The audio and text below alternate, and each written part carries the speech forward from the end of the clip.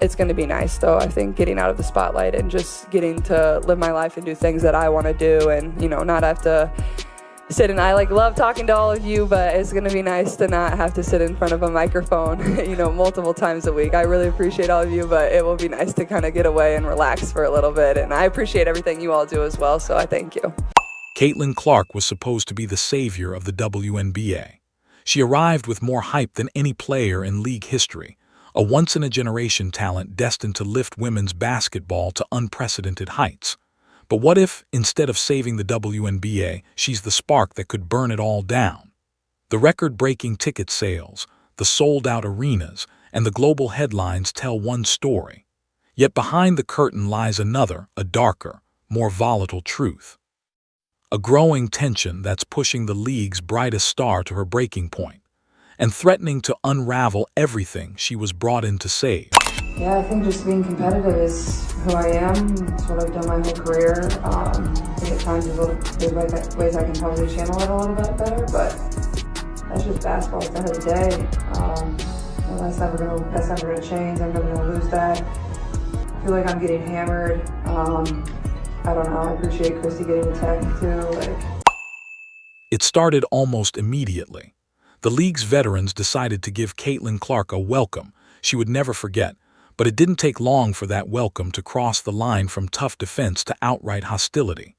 The moment that exposed the WNBA's dark underbelly came when Kennedy Carter delivered a shocking blindside hip check. This wasn't a basketball play. It was a cheap shot, thrown off the ball with clear intent to send a message. The foul sent shockwaves through the sports world, and suddenly the story wasn't about rookie hazing anymore. It was about a disturbing pattern of aggression that felt personal, and it was only the beginning of the chaos. Honestly, it's been a lot of nonsense. I think in my 11-year career, I've never experienced the racial comments from the Indiana Fever fan base. We had her face on a serious matter that happened in this world, and it's unacceptable, honestly. And there's no place for it. And as the physical attacks mounted, a more sinister truth began to emerge. The league itself seemed to be looking the other way. Time and again, referees swallowed their whistles, allowing defenders to hammer Clark with contact that would be unthinkable for any other star. When Kennedy Carter delivered her infamous cheap shot, it was initially ruled just a common foul. Only after a massive public outcry did the league upgrade it to a flagrant one. The message was chilling. The WNBA appeared either unwilling or unable to protect its own golden goose, leaving her to fend for herself in a league that seemed determined to break her. Basketball was something I absolutely loved to do, but there was a lot of other things I had to have done in my life, whether it was school, whether it was, emptying the dishwasher or taking out the trash. I had chores, it stunk.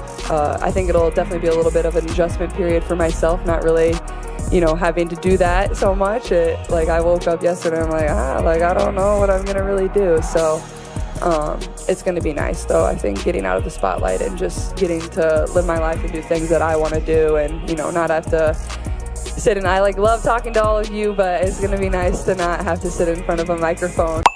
While the physical attacks were shocking, what happened next was even more explosive. After a heated playoff game, veteran Alyssa Thomas didn't speak about her team's victory.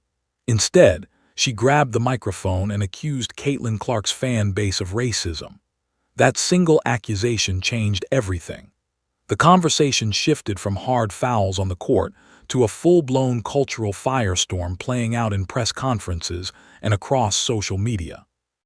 Thomas had drawn a line in the sand, implying that Clark's support wasn't rooted in admiration for her talent, but in her race.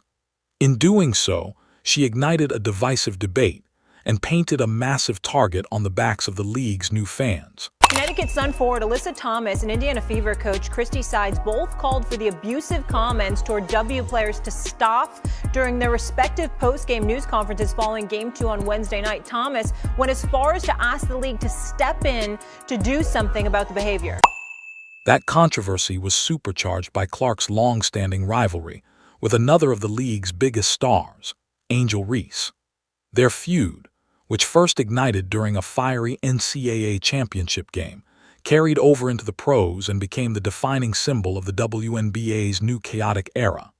Reese was unapologetic in her physicality toward Clark, committing a flagrant foul by striking her in the head in one game and openly celebrating a teammate's cheap shot against her in another.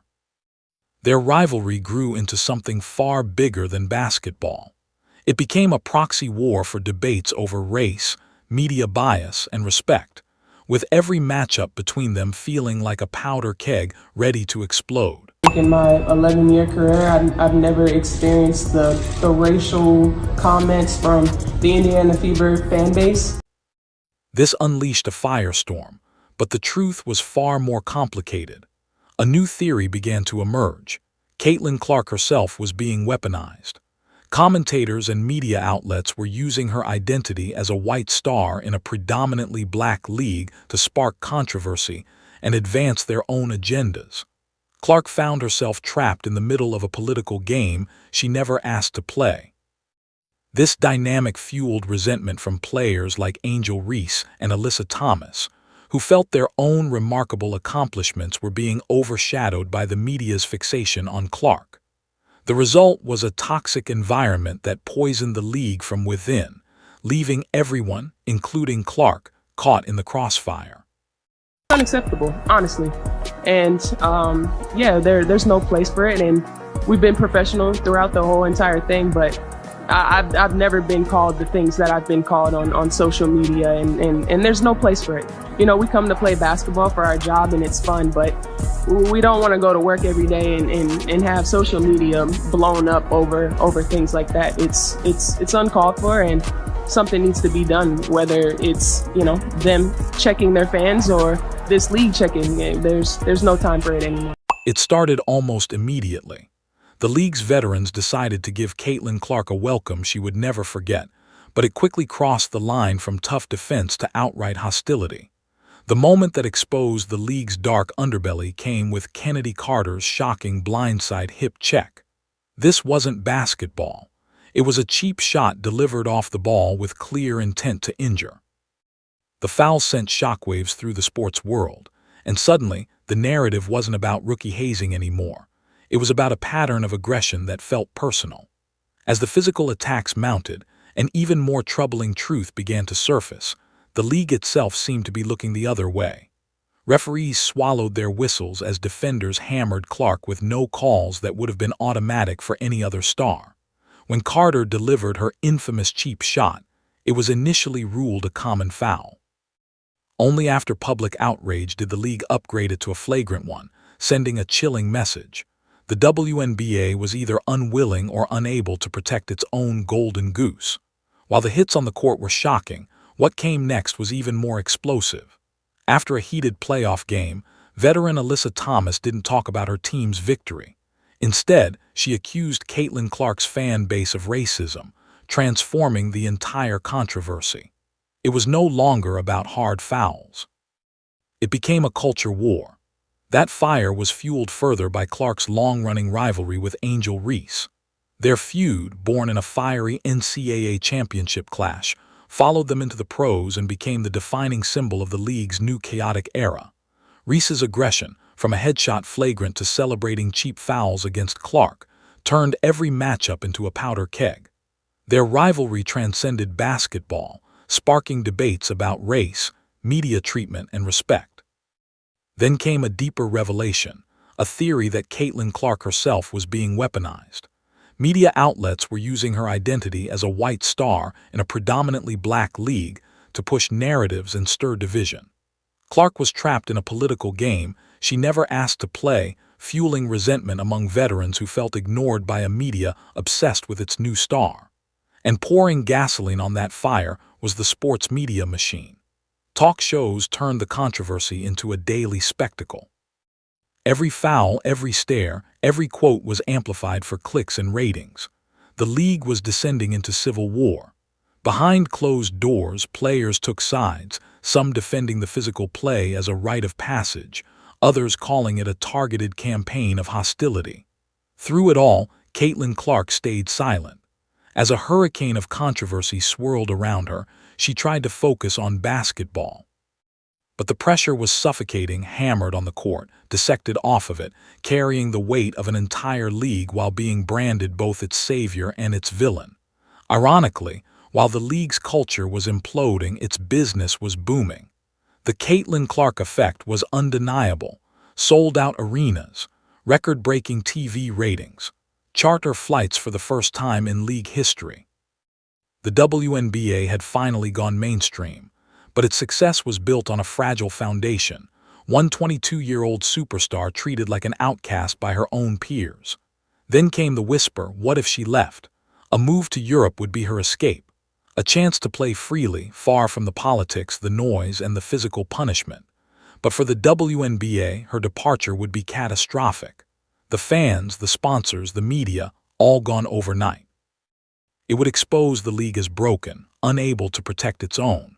And at the center of it all lies a painful hypocrisy. When male legends like Michael Jordan or Larry Bird entered their leagues, their battles were celebrated as tests of greatness. But for Clark, the same aggression is excused as resentment, as if success itself is her crime. At its heart, this is a rebellion, the old guard against the new face.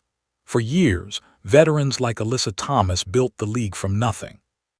Now, as Clark dominates headlines, they feel replaced not by her but by the system that forgot them. In its hunger for growth, the WNBA went all in on marketing Caitlin Clark. It worked too well. They created a superstar, but in the process, they fractured their foundation. The league's biggest victory may have also planted the seeds of its downfall. The Caitlin Clark saga stands as a warning to every rising women's league. Success comes with a cost. Fame can breed jealousy, politics, and division. And if the WNBA can't find balance, can't protect its brightest star, it risks losing everything it's fought for. Now, the future of the WNBA rests on a knife's edge. Heal the wounds within its ranks, or watch Caitlin Clark and everything she built walk away forever.